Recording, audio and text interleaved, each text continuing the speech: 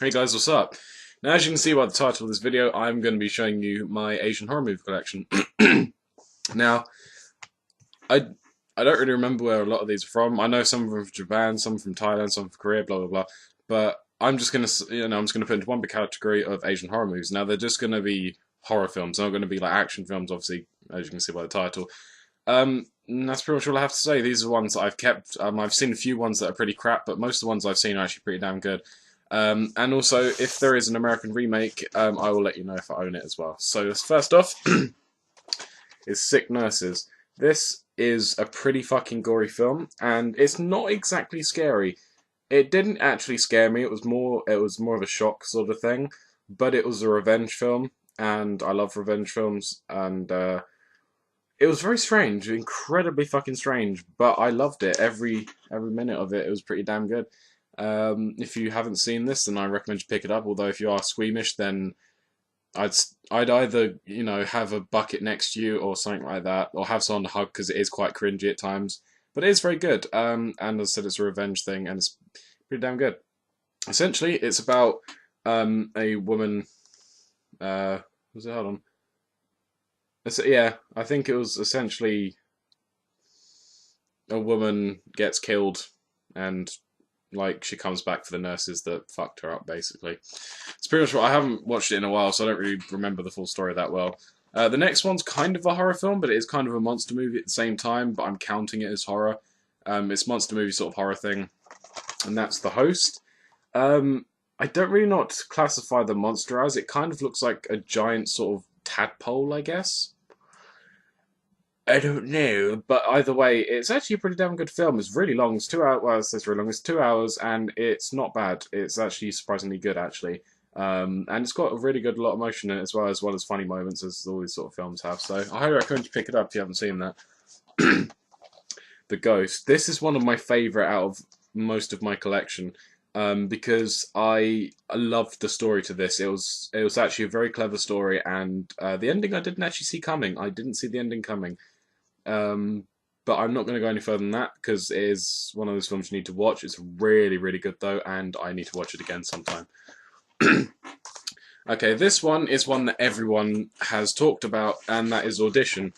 All right, anyone who's into Asian cinema and anyone who's a film buff, such as me, I'm not big on information, but I'm the amount of films I haven't watched and know. So I know sort of know a bit more than basic information, I guess. But anyway, this film I've been watching a lot of videos about like reviews and that, and I never really got around to buying it and watching it. And then I picked it up, the collector's edition, and I watched it, and it is incredibly fucking strange.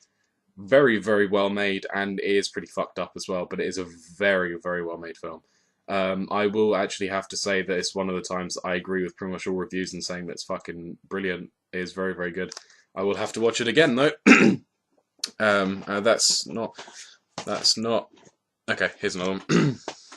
The Guard Post. Sorry, these ones are like I put like all my sort of films from Asia together. This is another film, Guard Post. The Guard Post. It's one that I sort of didn't pick up for a while, and I kept looking at it. It's like, yeah, I really want that, but just never got around to buying it. And then I picked it up, and I loved it every second of it. Essentially, I believe it's. I don't really know what they are. But the monsters in this are pretty. I, I don't know if they're zombies or not, but either way, this film is really good and it's very, very violent, but it's got a good story to it. And just one thing, I'm not going to go into the stories of these things because if I wanted to do that, I'd either do my thoughts or review, and I don't want to spoil anything. And yeah, I just want to show you what I've got. I won't go into the story. So for anyone who wants to know about the story, I am sorry, but if you want me to do like my thoughts on some of these films, then just let me know. Right. Okay, no, that's the American one. Okay. The Grudge, or Ju-on the Grudge. This is probably one of my favourite horror films of all time because it's one of the first ones that scared me to the point of not sleeping. It takes quite a bit to scare me sometimes, but it has to be the right kind of scare. For example, alien films don't scare me, like not the series Aliens, but just alien films in general don't scare me because the concept of aliens doesn't scare me. The concept of ghosts scares me, and especially this sort of film. And I've even watched the special features on this and the documentaries, everything like that, because it was that good that I wanted to watch all the stuff up on it, and it was incredible. For anyone who doesn't know, this is an incredibly famous film that had an American remake, which I don't own any of them because I did, and I didn't like them. They were all pretty bad, actually, remakes. They kind of killed it all, in my opinion. If you want to start with Japanese horror or Asian horror in general, then this is one that I think you should start with because it is incredibly well made. And even if it doesn't really scare you that much, the film, just the way they filmed it, and some of the scenes in it, and the acting is incredible in this film. So I highly recommend it. Here's the second one. Now, the second one in this was actually, again, stranger. They made some of the things a lot weirder than the first one. The first one was quite straightforward.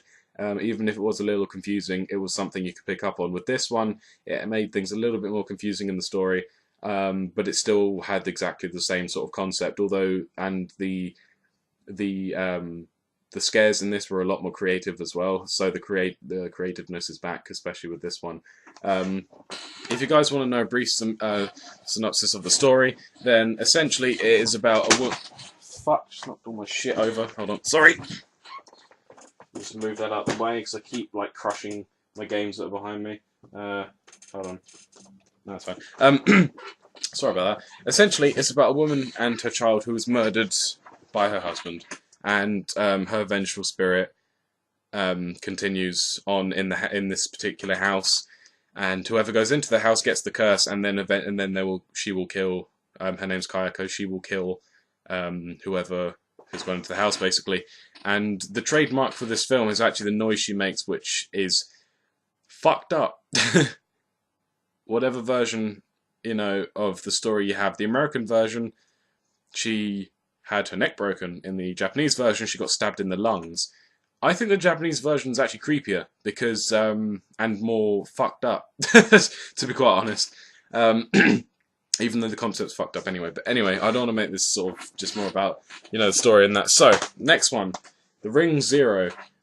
This is a prequel on the Ring series and basically explains what happened to, I've forgotten her name again. Hold on, does it say on the back here?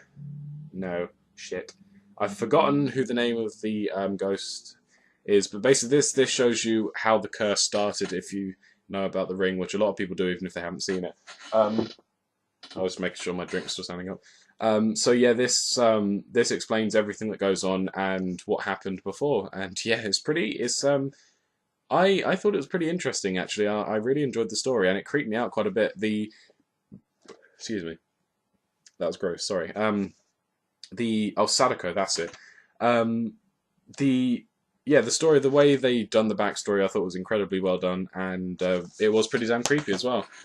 I'm going to do these two in a bulk since they're here. The Ring 1 and The Ring 2. Now, that, first of all, scares me. That I don't like the front cover of that. It's fucking creepy and weird. And the second one's just pretty fucked up. Both of these are pretty damn good as well. This one was okay. It took me a couple of watches to fully get into it because I think the first time I was a little bit tired and the second time I got distracted. But after that, I probably sat down and watched it, and it was really, really good. And I can see why it was so popular. And I do have the American remakes, which I might add are actually not bad. It's one of the first American remakes, and the second one as well. The first and second one, with flaws of course, but they weren't bad. They were still pretty good. So, and The Ring 2 was actually scarier than the first one. I enjoyed this one a lot more than the first one, and the American version, I prefer. Both of them are pretty good. So, yeah, but yeah, no, they weren't terrible. The American ones, they were actually pretty well done. So that made a fucking change. Right, hold on. Hold on. Okay. Sorry about that. They were over there and I didn't realise I couldn't reach them properly, right? Premonition. Okay, this is a very, very good film. Basically, just in a quick sort of overall the story, it's about people who see a newspaper which predicts things that happen in the future, and essentially the person who reads it has a choice whether he can stop it or not. But they don't know that. So yeah, that's all I'm going to go into because it's one of those ones you really need to listen to the story. It is incredibly creepy. It scared the shit out of me the first time I watched it, and it still scares me pretty badly now. Not as much as The Grudge, but it still creeps me out because it's such an interesting concept, and it's something that aside from the newspaper things, some things like this could probably happen with like premonitions and such, if you believe in that, of course. But I believe there's a possibility they could happen. So, very, very well made film. Okay, Ju-on the Grudge, the White Ghost, and the Black Ghost. Now, I didn't find either of these scary. In fact, I found them both pretty funny. And I know that's not a good thing to say about a horror film. The only reason I'm keeping it is because it is part of the Grudge series. The White Ghost is honestly fucking laughable because the ghost is an old person through most of the film, and she holds a basketball. It makes the same sound as the Grudge, but she holds a basketball and she looks fucking... doesn't even look scary at all. Black Ghost tries a little bit harder, but it does fall flat quite a lot. And yeah, they're okay, but I've only seen them once, and I probably don't. I don't really think I'd watch them again. But I'm only keeping them because obviously they're part of the series.